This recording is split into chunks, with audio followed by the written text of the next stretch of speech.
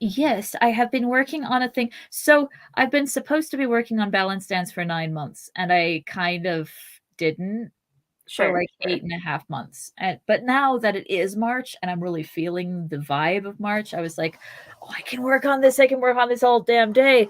So that is the final pair of Ooh. illustrations. Like the juxtaposition, they have found how to have their um yeah, their fun little town that's all organized and tidy, but also their party. And ugh, if I turn around like this, so I do a lot better if I keep things that I've done right where I can see what I've done and where they're at and stuff. So that's how much we have achieved so far. That's awesome. I need to get 20 done and I've done 5. So I'm a quarter of the way through. Um since I had done like 2 less than a month ago, there's actually some hope that I will have it at least ready to publish by the end of March, ready to send to um, Kindle Create Space or whoever I'm using and get back a proof and stuff. So it won't be published by the vernal equinox, but I can't seem to do seasonal things out of season. That makes sense.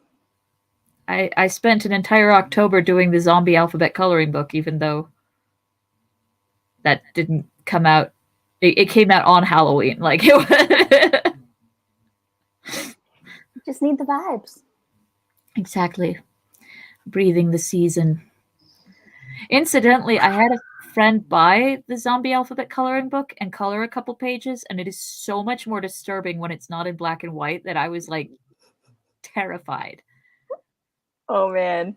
I was so wrong. I'm like, it went from a half funny, half disturbing to Jesus Christ, someone needs therapy. Like, just with some markers. The question, of course, being, is it you who needs therapy or the person who colored it? Or Oh, yes. yes. Oh. Oh man. Did I tell you about the book I read that made me so upset because it was almost good? No, but I've been there. Witch and Wombat was my last experience with that. This I one's called Hollow Kingdom. And sounds it's a zombie apocalypse novel told from the point of view of a crow that was raised by a human. hmm, And like and all of the animals that he like meets along the way trying to figure out what's going on.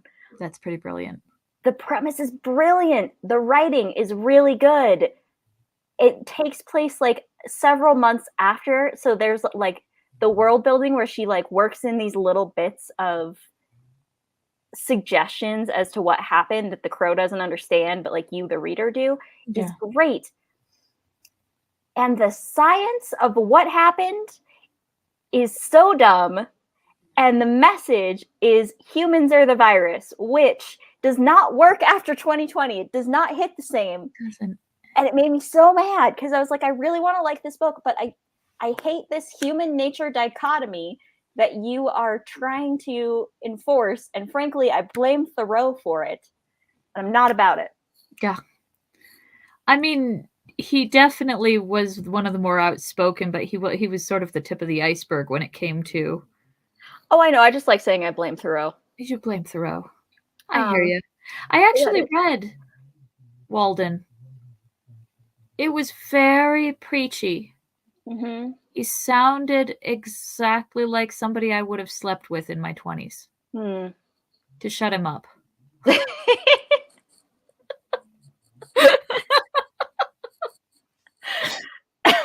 um, yeah, and I just But there's a it's whole also good. thing. It's good. It's just yeah. Yeah, there's like a whole thing in Hollow Kingdom about how basically all the animals can talk to all the other animals except for humans who can't understand animal speech, and I'm just like, bro, Right? I'm right here. Yeah. give me a fucking break. Oh, Witch and Wombat was just kind of clumsily told. Hmm. Like the writing needed a lot more workshopping. See, if the writing's bad, I just stop reading. But if the writing's really good, then I want to keep reading, but I just kept reading and getting angrier. So The effect Madame Bovary had on me. I was screaming at the pages and parts. If you're this depressed, just leave! Go be a whore or something. It'll be more interesting for everybody. Look, Emma Bovary needed modern SSRIs and some therapy, and everything would have been just fine. I don't even know that she needed therapy. It's just she needed drugs. Not arsenic. Yeah, no, arsenic is not. No. I mean, in a sense, it's a very effective antidepressant, but not in a good sense. Right? Yeah, no, it's a terminal antidepressant. Yes, which does not count as not being depressed. Right. It's the I'll set you on fire and you'll be warm for the rest of your life type of antidepressant. I'm doing a reread of my Pratchett's. I actually, speaking of the person you're quoting, I decided to start with Weird Sisters and work my way through all the witches, and then this time around I'm going to read The Shepherd's Crown. Oof. Yeah, I haven't yet. I own it, and I haven't read it. Not for any reason. I know there's people who are like, this way there's always something more to read. And I'm like, no, I've been afraid. But I read all the way through Carpe Jugulum, which I hated the first time I read it, and now I freaking love it. I think it's got the highest ratio of like quotable philosophical bedrock.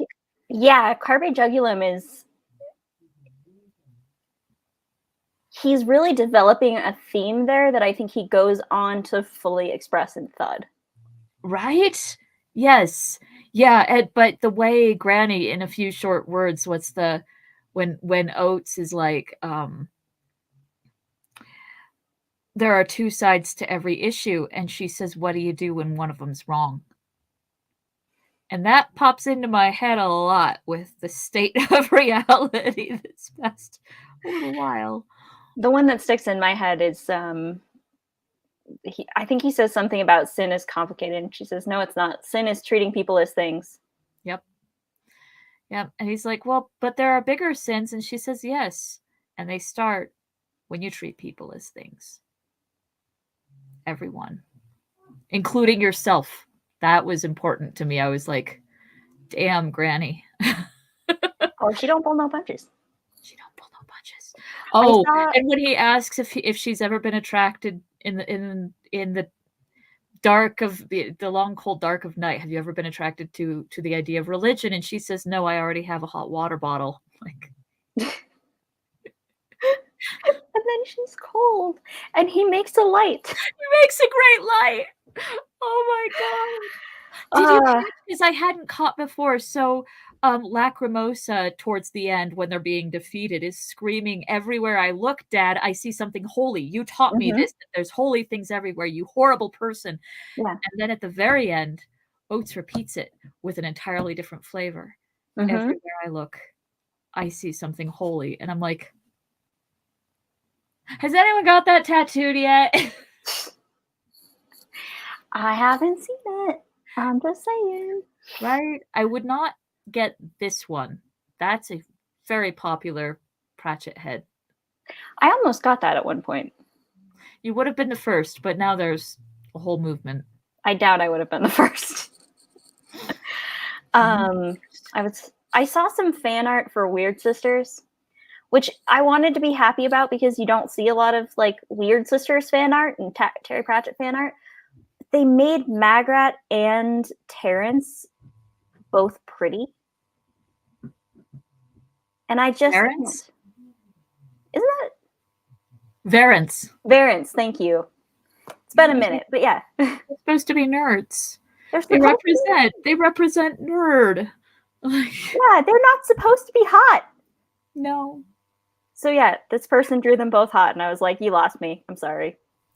Someone was asking online, they had a really neat idea for an American in one of the roles, and then they were like, what other, if you were to Americanize the actors, like this is just a hypothetical, who would you cast? Because everyone wants Miriam Margolyes for Nanny. Mm-hmm. And I'm like, it's almost boring how many people picture Miriam Margolyes. And they were like, so who would you cast? And I was like, Kathy Bates. And somebody else came back and was like, holy crap, Kathy Bates could do all of them. Yeah, right. I was Just pick one. Pick a character in Discworld, and Kathy Bates could do it. Because first of all, she's a genius, and second of all, she's a very Pratchett-y person. How has nobody noticed this before? She could deliver all of Granny's lines with that, and just yeah, no. Mm-hmm. But I still would love to see her as Nanny. You know who I feel like might be old enough now to do a granny to Kathy Bates's nanny is Stockard Channing. She just might. Oh, she's good too. Mm-hmm. You know, I disagree with the world who said everybody says Maggie Smith for Granny, and I'm like, no, it's not Maggie Smith. Helen Mirren is my Granny. Helen Mirren could do it. Yeah. Honestly, what I want is Eva Green 50 years in the future. Yeah. Like she has that because you have to also have like that very severe bone structure and the ability to be really, really scary. Because that's like one of the main features of her personality is that people are terrified of her. Indeed. I'm halfway through. No, not I'm more than halfway through A Hatful of Sky at this point, and that's, of all the Tiffany books, that's the one I most want to see on film because I have such a hard time picturing the landscape rising. I'm like, I want to see that. I want an art director to show me how this looks. Someday I'm going to be far enough removed from myself as a child to be able to read the Tiffany books. Understood. She did really fuck up in The Wintersmith, although she fixed it, so... That's not really it for me. Like, it's not that she fucked up, it's that she fucked up in the way that I would have fucked up in the same situation. And that's very hard to read. I'm in this picture and I don't like it. Exactly. That is my reaction to the Tiffany Aching books. Oh, I'm gonna read. Should I start with Weird Sisters or should I start Avi on Tiffany Aching? Tiffany's got someone he could totally relate to. I would say he would probably do well started out on Tiffany, and then you could, when he's a bit older or when he's ready for it, you can go back and he can read the other books and start to and like understand the background. Right. I'm very excited. I'm reading the 5th Percy Jackson to him, and I promised him I'd get him through this series, and then if he wants more Rick Riordan, we'll get it for him to read to himself. But it's fine. It's fine. It's just not Pratchett. Nothing is. I wouldn't read it for fun. I did get a compliment when someone appeared in the story unexpectedly and I used the right voice, and he was like, I know who that is. And I was like, yes, Mommy does voices. Speaking of reading and doing voices, I believe it is my turn. It is indeed. And we are sitting at...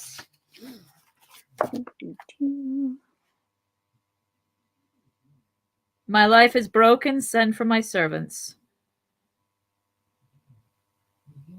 Yes.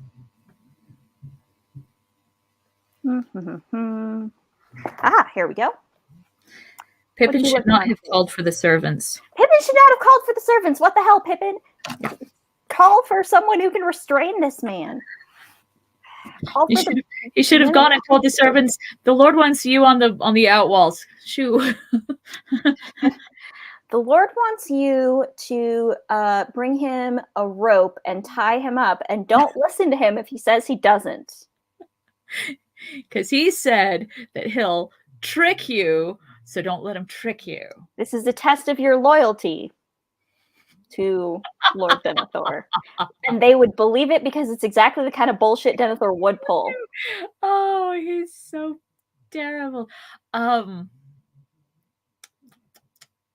Yeah. Just another one of those moments where it's like, okay, we fixed it. I mean, that's part of this whole section is like there's so many ways it could have been fixed. But I understand why it went the way it went, because we have witnessed many times people being so batshit crazy that the people around them are like, this can't possibly be happening. Yes. Yeah, no, then that's exactly what it is. It's like there's no way that he like, yeah, he sounds a little upset right now, but he's gonna like pull it back together. He can't possibly mean it. He can't mean it. This can't be. This is a trick, or you gaslight yourself when something is that insane. Mm-hmm. So yeah, it makes sense. I'm just, oh, it's rough. Yeah. Whew. All right, here we go. Pippin left him and called for the servants like he shouldn't have, and they came. 6 men of the household, strong and fair. Yet they trembled at the summons. Seriously, also, they could have just not showed up. Right? Oh, I don't hear anything. Did you hear anything? No? I heard nothing.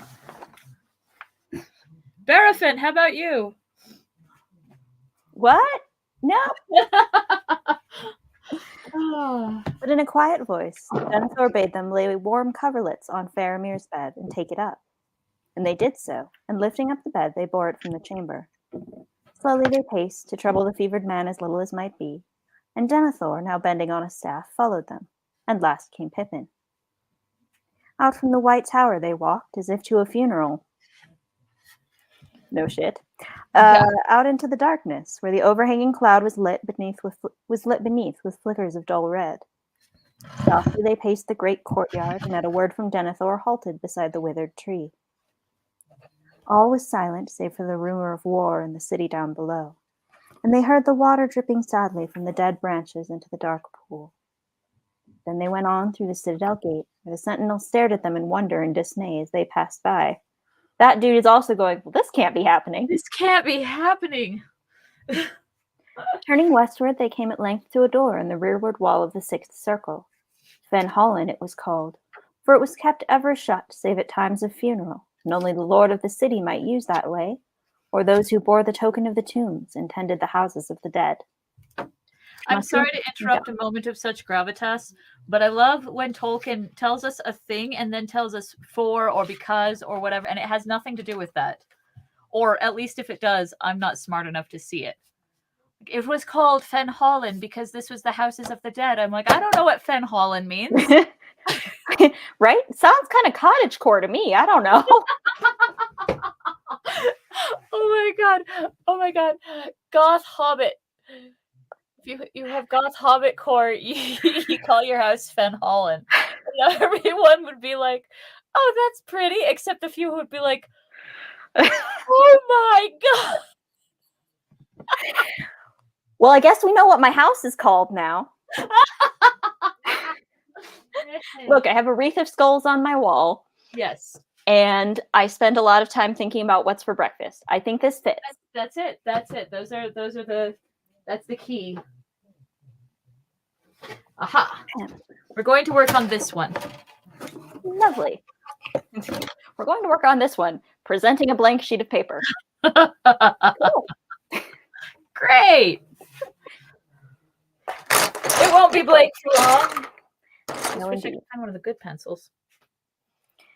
Do. It was a goth hobbit hole. Do. Beyond it went a winding road that descended in many curves down to the narrow land under the shadow of Mindoluin's precipice, where stood the mansions of the dead kings and of their stewards.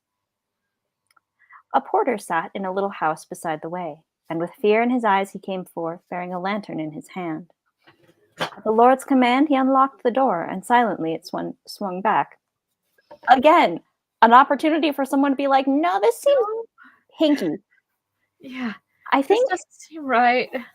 You don't have a dead person with you, so maybe go home. Yeah. Like, I don't want to get fired, but this can't be right. He unlocked the door and silently it swung back, and they passed through, taking the lantern from his hand. What the fuck, guys? He's just standing there in the dark, like, hello? Jeez. So they took the lantern from his hand like a bunch of assholes. Yep. It was dark on the climbing road. He gonna die.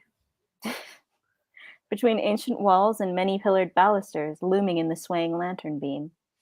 Their slow feet echoed as they walked down, down, until at last they came to the silent street, wrathed in, between pale domes and empty halls and images of men long dead, and they entered into the house of the stewards and set down their burden. Gotta be honest, the Silent Street is a really metal name, too. It really is.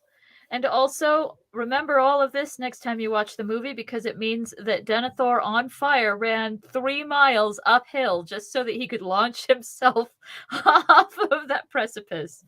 Look, that doesn't even surprise me. Again, that's a completely Denethor thing to do. It totally is. You're not wrong.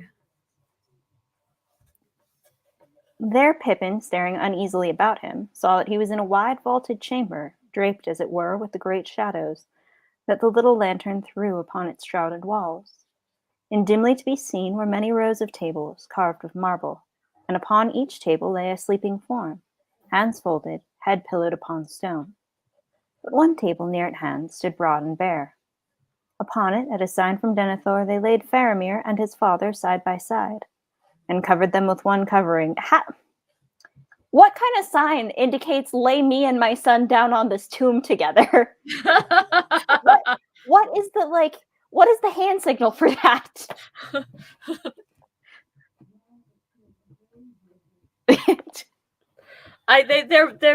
They've been developing the system of communication for hundreds of years. Unfortunate. Are you there? Yeah. Okay, yeah. Good. You broke up for a second. Oh, sorry. But yeah. That's the sign from Denethor. And covered them with one covering, and stood then with bowed heads as mourners beside a bed of death. Then Denethor spoke in a low voice.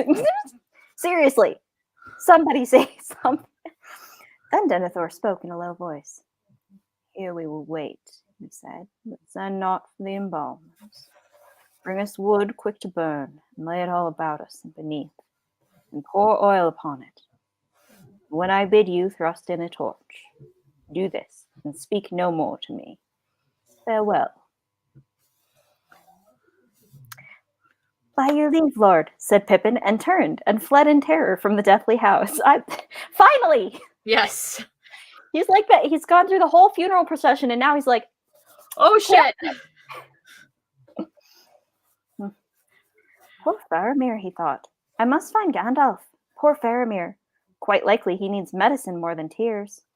Oh, where can I find Gandalf? In the thick of things, I suppose. You'll have no time to spare for dying men or madmen. At the door, he turned to one of the servants who had remained on guard there. Your master is not himself, he said. Go slow. Bring no fire to this place while Faramir lives. Do nothing until Gandalf comes. Who is the master of Minas Tirith? The man answered. The Lord Denethor or the Grey Wanderer? The Grey Wanderer or no one, it would seem, said Pippin, and he sped back and up the winding way as swiftly as his feet would carry him, past the astonished porter, out through the door, and on, till he came near the gate of the citadel, at which point he's going, he just ran 3 miles uphill. Jesus, I'd hate to do this while I was on fire. Right? The sentinel hailed him as he went by, and he recognized the voice of Beregond. Yay! Yay! Whither do you run, Master Peregrine? He cried. To find Mithrandir, Pippin answered. The Lord's errands are urgent and should not be hindered by me, said Beregond. But tell me quickly, if you may, what goes forward? Whither has my lord gone? I have just come on duty, but I heard that he passed towards the closed door, and men were bearing Faramir before him. Yes, said Pippin, to the Silent Street. How does he know that's what it's called? Well, because it's to Henethanun. No, I wait, was going that's to say the because other there's place. a street sign. What? I was going to say because there's a street sign. There's a street sign. There's totally street signs. New headcanon. Baragon bowed his head to hide his tears. They said that he was dying, he sighed. And now he is dead. No, said Pippin, not yet. And even now his death might be prevented, I think. But the lord of the city, Baragon, has fallen before his city is taken. He is fey and dangerous. Quickly he told of Denethor's strange words and deeds. I must find Gandalf at once. Then you must go down to the battle. I know, the Lord has given me leave. But Baragon, if you can, do something to stop any dreadful thing happening. The Lord does not permit those who wear the black and silver to leave their post for any cause, save at his own command. Jesus, people. Seriously, what the hell? Well, you must choose between orders and the life of Faramir, said Pippin. Thank you, Pippin. Yeah. Finally. And as for orders, I think you have a madman to deal with, not a lord. But I must run. I will return if I can. He ran on, down towards the outer city. Men flying back from the burning passed him, and some, seeing his livery, turned and shouted, but he paid no heed. At last he was through the second gate, beyond which great fires leaped up between the walls. Yet it seemed strangely silent. No noise or shouts of battle or din of arms could be heard.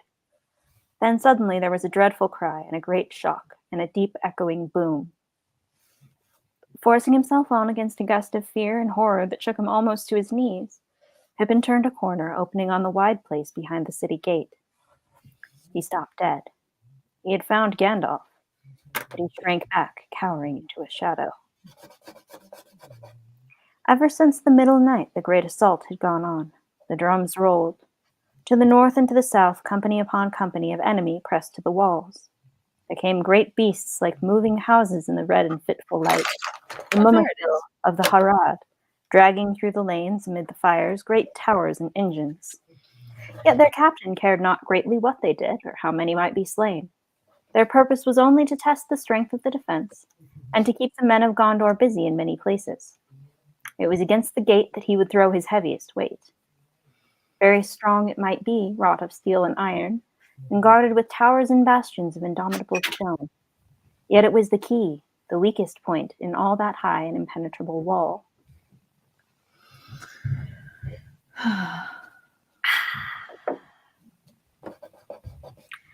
The drums rolled louder.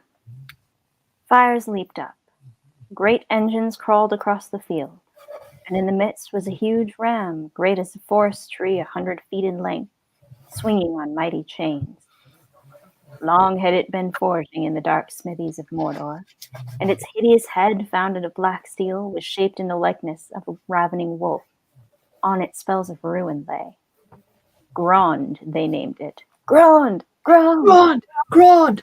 Grond! In memory of the hammer of the underworld of old. Great beasts drew it, orcs surrounded it, and behind walked mountain trolls to wield it. That would also be an interesting story. Like, what are the mountain trolls thinking right now? They're not very bright.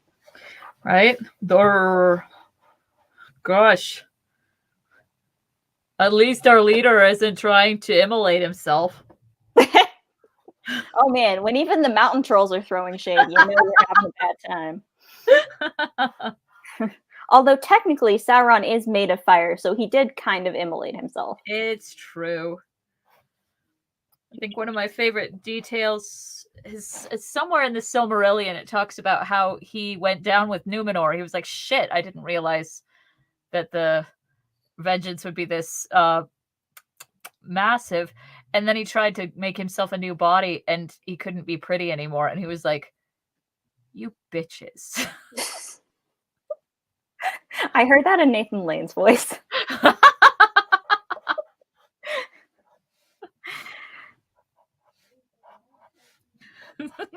Nathan Lane is Sauron. He could do it. Oh, Lord of the Rings the musical with Nathan Lane as Sauron.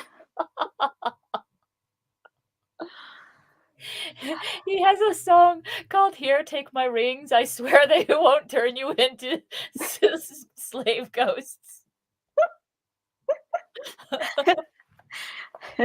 I'm giving these rings to the kings with the most. I swear they won't turn you into a slave ghost. Look, this is better than Rings of Power, and we both know it. It already is. Yeah, it's Mhm. excellent. On this subject of casting, Blue's been studying Macbeth, and he asked at dinner the other day who I would cast as Macbeth, and I thought about it a minute, and I went, Will Ferrell. I would love to see that. He could do it. He could do it because Mhm. I that just sort of sad desperateness that I hate him having in all his movies would be so useful for that character alone. Like, wow, I have a destiny. I'm not a nobody. Oh, my destiny is to be a nobody. Oh, but I killed all those people. For some reason, I'm seeing Emma Stone as Lady Macbeth. In his dreams. Oh, but that would work really well. She could do it. She could do anything. Anyway. Anyway, back to Grand. Grand! Grand! So, mountain trolls to wield it. Yeah. But about the gate, resistance still was stout, and there the knights of Dol Amroth and the hardiest of the garrison stood at bay. Shot and dart fell thick. Siege towers crashed or blazed suddenly like torches. All before the walls on either side of the gate, the ground was choked with wreck and with bodies of the slain. Yet, still driven as by a madness, more and more came up. Grand crawled on. Upon its housing no fire would catch, and though now and again some great beast that hauled it would go mad, and spread stamping ruin among the orcs innumerable that guarded it, their bodies were cast aside from its path, and others took their place. Grand crawled on. The drums rolled wildly. Over the hills of slain a hideous shape appeared, a horseman, tall, hooded, cloaked in black. Slowly trampling the fallen, he rode forth, heeding no longer any dart. He halted and held up a long pale sword, and as he did so, a great fear fell on all, defender and foe alike, and the hands of men drooped to their sides, and no bow sang. For a moment all was still. The drums rolled and rattled. With a vast rush, Grand was hurled forward by huge hands. It reached the gate. It swung. A deep boom rumbled through the city like thunder running in the clouds. But the doors of iron and posts of steel withstood the stroke. Then the black captain rose in his stirrups and cried aloud in a dreadful voice, speaking in some forgotten tongue words of power and terror to rend both heart and stone. Thrice he cried. Thrice the great ram boomed. And suddenly upon the last stroke the gate of Gondor broke. As if stricken by some blasting spell, it burst asunder. There was a flash of searing lightning, and the doors tumbled in riven fragments to the ground. In rode the lord of the Nazgul.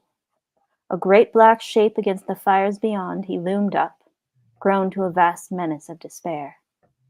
In rode the lord of the Nazgul, under the archway that no enemy ever yet had passed, and all fled before his face. All save one.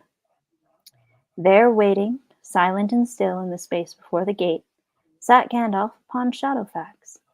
Shadowfax, who alone among the free horses of the earth endured the terror, unmoving, steadfast as a graven image in Rath-Dinen.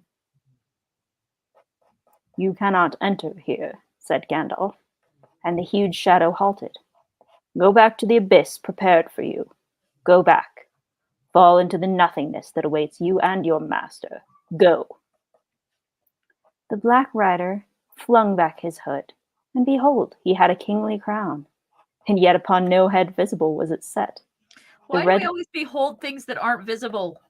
Right, like what are we beholding here? It's a floating crown. I think they did a good thing to not include this in the movie because it wouldn't be scary visually. No, it would be farcical. Yeah. Let's see. The red fires shone between it and the mantled shoulders vast and dark. From a mouth unseen there came deadly laughter.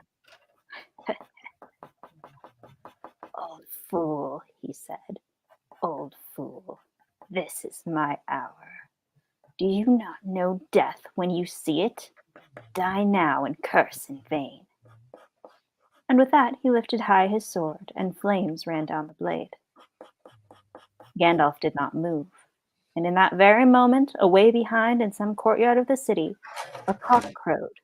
Shrill and clear he crowed, recking nothing of wizardry or war, welcoming only the morning that in the sky, far above the shadows of death, was coming with the dawn. And as if in answer there came from far away another note. Horns, horns, horns. In dark Mindalluin's sides they dimly echoed, great horns of the north wildly blowing. Rohan had come at last. Yay! Yay! The literal cavalry. The actual yes. I love the smell of Gondor in the morning.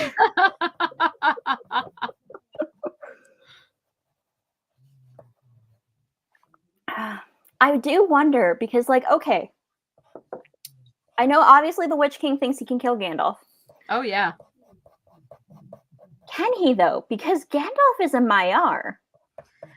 The Witch King may have like gifts from Sauron of rending souls from bodies or something.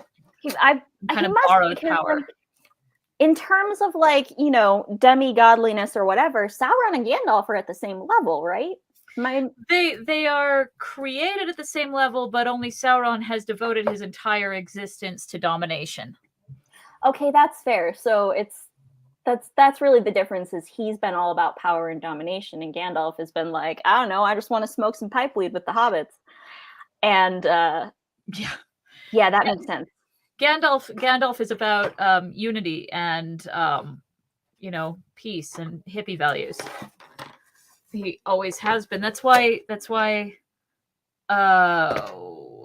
who builds the ships? Círdan. That's why Círdan gave him the ring. It's because he was like, here, you'll need this if you want to inspire and unite people, which you do, because that's kind of your thing. You're going to need this ring, which incidentally is about inspiring and uniting people. And it's also kind of a Red Bull ring, like it's there to give you energy. Nenya gives you wings. I don't think he has Nenya though. I think that's Galadriel's ring. You're right. Nenya Varia? Okay. Damn it. Which ring does Gandalf have? Vilya? Vilya is Elrond's. Okay. Nenya is Galadriel's, and Narya is Gandalf. Narya. Narya gives you wings. Narya gives you wings. Oh. But right. no, I do not think I'm pretty sure the Witch King was overestimating his abilities, which evil people do tend to do. Mm-hmm. Well, I also wonder if the Witch King knows what Gandalf is, because Sauron definitely would, but Sauron doesn't share information unless it's to like fuck with people. Yeah, no. He keeps his cards close to his chest, and he has his meetings way at the other end of a very long table from his... Oh, wait, we're talking about...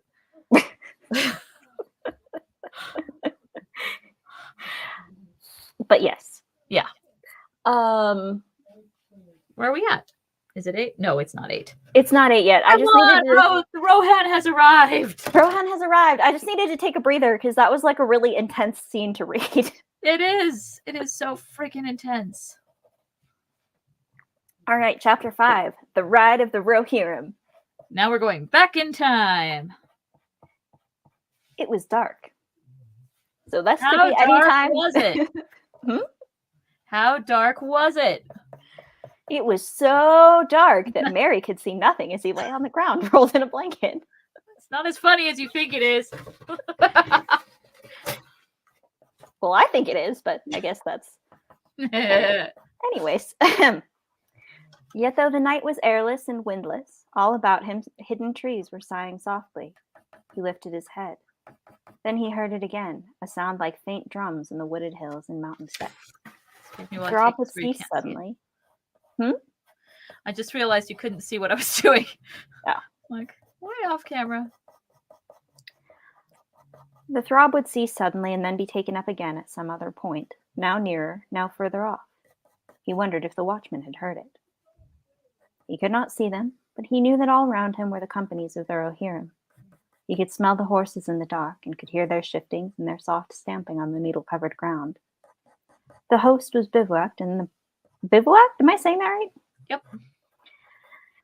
I hate that word. In the pine woods that clustered about Island Beacon. Not as A much tall as I hill. hate sobriquet. Cat. Yeah, that one sucks too. I also don't like reconnaissance. That's more on theme with bivouacked. Mm-hmm. They've got too many vowels because we took them from the French. Yeah. We need to repatriate some of these goddamn vowels. Yeah, friends, you can have them back. Use it on Le Bulldozer. Oh, the Académie Française. Anyways, back to Island Beacon, which is not French.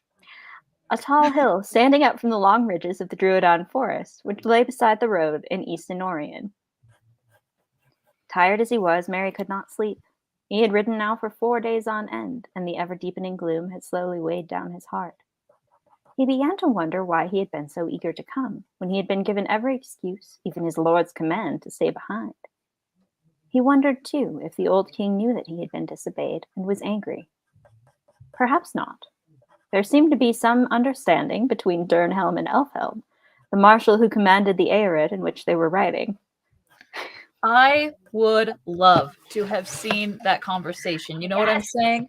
Yes, because Mary has to be the only one who's dumb enough not to have realized. Oh, yeah. Like, Elfhelm knows. I feel like Elfhelm must have seen her being left behind and went, look, girl, the people will find a new leader. You clearly need to be with us. Like, I've got a feeling. I've got a premonition. You need to come along. Or, yeah, maybe she had pretty much given up and Elfhelm was like, my lady, could you please clean up that extra set of armor and tent that someone has left in my Aerid? Please find a good home for it. Nudge, nudge, wink, wink. In fact, I want to include in this headcanon one of the old women approaching and saying, we would choose you for leader. As you know, but you are of the House of Eorl, and you belong in this battle. Your heart knows a different path, and you must follow it. Yes. Like, go, my dear, go. You have our hearts with you. So it's not just she snuck off and dressed in boy's armor, but everyone except possibly Theoden and Aemir. And Aemir, yeah. Yeah, it's like the worst kept secret in the camp. Yeah. For everyone except Theoden and Aemir and Mary. Right. Who should know, but it's really dumb. Like, gosh, you're so familiar. I'm glad they didn't do it in the movie. That would have been ludicrous. It would have been really silly. It only works in the book because he wants to surprise the reader as well. Mm-hmm. And if Mary knows, we know. So Mary can't know. Indeed. It just reminds me of that bit in Mystery Men where it's like, Lance Hunt wears glasses. Captain Amazing doesn't wear glasses. He takes them off. Well, then he wouldn't be able to see.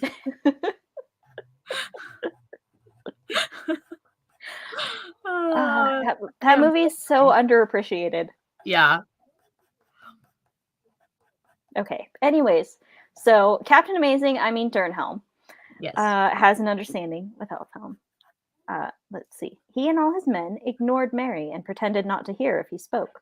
He might have been just another bag that Durnhelm was carrying. That's kind of rude, honestly. I would hate that. Hey, you gonna die. But we're gonna socially ostracize you first. The rate, yeah, I wouldn't be too happy. That's why his Durnhelm, spirits are down. No one's fucking talking to him. right? Durnhelm was no comfort. He never spoke to anyone. Mary felt small, unwanted, and lonely. Now the time was anxious, and the host was in peril. They were less than a day's ride from the outwalls of Minas Tirith that encircled the townlands. Scouts had been sent ahead. Some had not returned. Others, hastening back, had reported that the road was held in force against them. A host of the enemy was encamped upon it 3 miles west of Amondine, and some strength of men was already thrusting along the road and was no more than 3 leagues away. Orcs were roving in the hills and woods along the roadside. The king and Eomer held council in the watches of the night. Merry wanted somebody to talk to, and he thought of Pippin, but that only increased his restlessness. Poor Pippin, shut up in the great city of stone, lonely and afraid. Merry wished he was a tall rider like Eomer and could blow a horn or something and go galloping to his rescue. He sat up, listening to the drums that were beating again, now nearer at hand. Presently he heard voices speaking low, and he saw dim, half-shrouded lanterns passing through the trees. Men nearby began to move uncertainly in the dark. A tall figure loomed up and stumbled over him, cursing the tree roots. He recognized the voice of Elfhelm the Marshal. "I am not a tree root, sir," he said, "nor a bag, but a bruised hobbit. The least you can do in amends is to tell me what is afoot." "Anything that can keep so in this devil's murk," answered Elfhelm. "But my lord sends word that we must set ourselves in readiness. Orders may come for a sudden move." "Is the enemy coming, then?" asked Merry anxiously. "Are those their drums?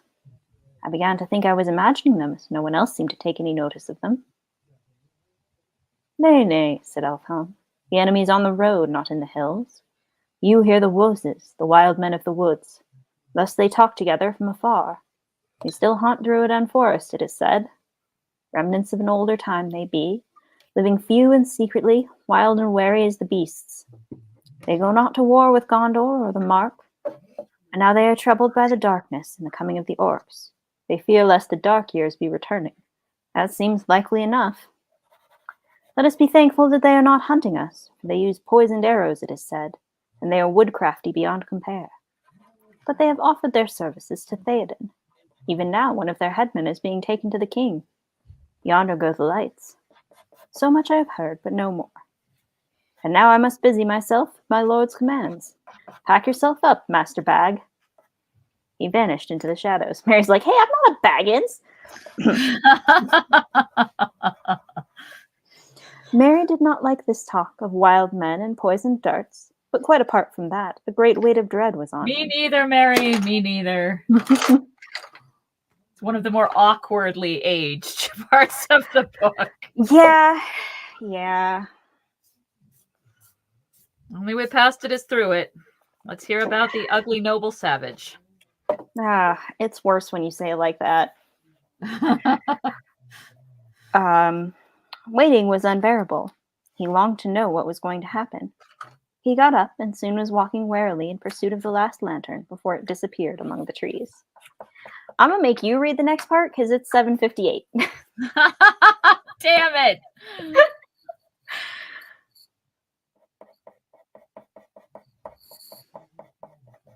Those were trying to be smile lines, but she ended up looking like 10 years older all of a sudden.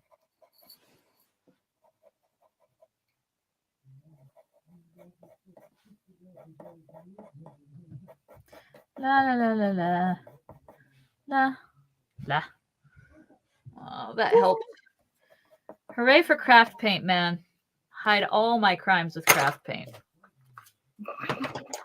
I'll keep that in mind if I have a body or anything. I'll just cover it in craft paint. There we go. Nice. And I'm constantly forgetting that the hairs I've designed don't have like bunny noses. They just have, hair nostrils. They don't have a nose up here. And I keep drawing that line and then having to paint it out.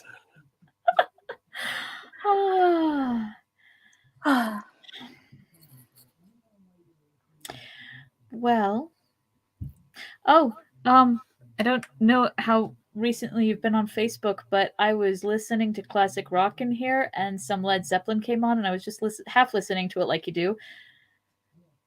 And the song mentioned Mordor and Gollum. Oh yeah, I think Ramble on. Yeah, I think Led Zeppelin actually had Tolkien's permission to write that song.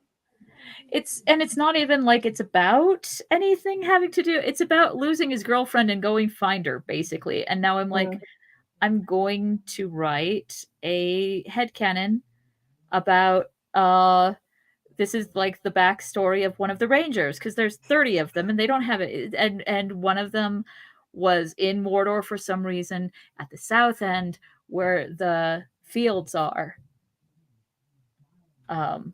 And he fell in love with someone there, enslaved by orcs. Gonna rescue her after he rambles on. I mean, rambling on is a key part of the whole thing.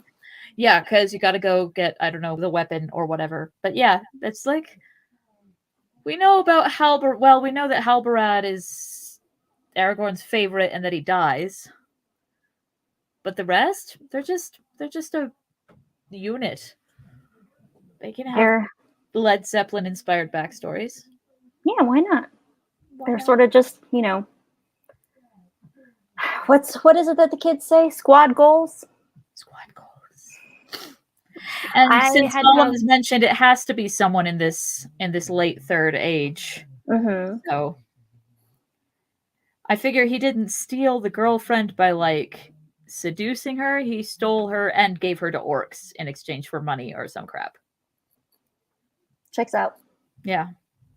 He does canonically eat babies, so he's not above stealing someone's girlfriend and dragging her to Mordor. Yeah, and also physically, like, stealing, like picking her up and taking her away is the only way he could steal someone's girlfriend. Yeah. So. Unless she had a very strange fetish, in which case he's better off without her. I'm not kink shaming anyone, but I might be kink shaming that hypothetical person a little. Yeah. But they don't actually exist, so that's okay. Like, even within the headcanon, that's not what happened. She was dragged off and sold, and some ranger is going to rescue her, and there's a song about it. Lovely. Yeah, that's what I say. All right. Well, I will see you next week. I will see you next week. Have a good time, and thank you. I was looking forward to this since Tuesday. I told you. Yep. Tuesday was like, God, it's been a long week. I also felt that way on Tuesday. Mm-hmm. But now it actually has been a long week, so I'm going to let you get to dinner, and I love you. I love you too. Cuidado. Te amas.